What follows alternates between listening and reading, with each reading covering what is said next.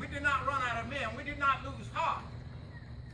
But as he said, it came across the river with 120,000 men. Lee had but 60,000 and no way to replace it. The genius of Mr. Grant, perhaps, is unlike his counterparts in the Union Army, his generals. He showed the grit of Lee, Jackson, and once a hold of his opponent, he stayed a hold of him, and that's what we could not afford. And so we were slowly driven back. We lost on the field, but I always believed that we won ultimately. I should remind the general and all of you the wickedness of Mr. Lincoln. I do not agree with what had happened to Mr. Lincoln. I believe the execution of Mr. Lincoln by Mr. Booth was a detestable, contemptible act, and not done by a gentleman, and not done by a true patriot, but by a murderous thug.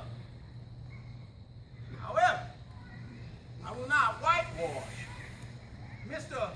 Lincoln's incredible errors, his incredible arrogance, his incredible duplicity, not only with the law, the Emancipation Proclamation, which in a sense has started and continued a race war in the South, which will only result in the extermination of one race or the other,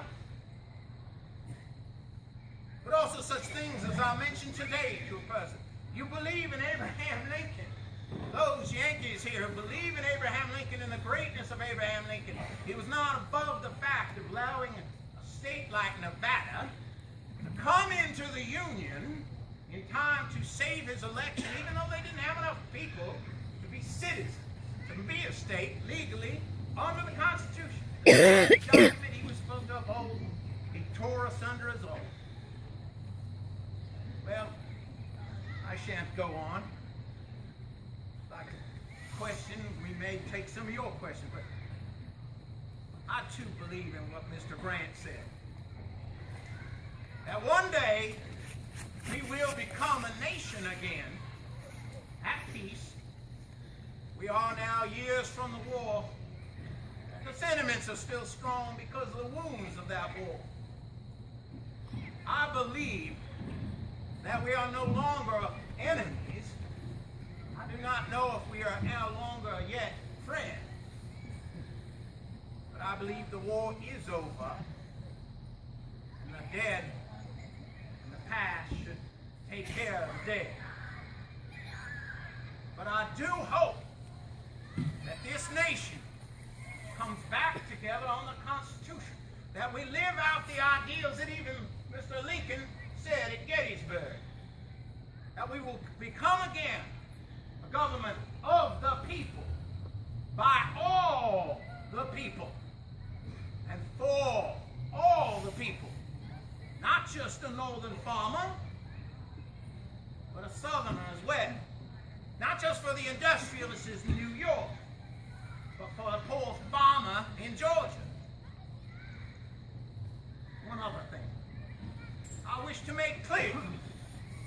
I am for peace. I am for the country being bound back together. But as mentioned, 600,000 men were killed. 400,000 wounded.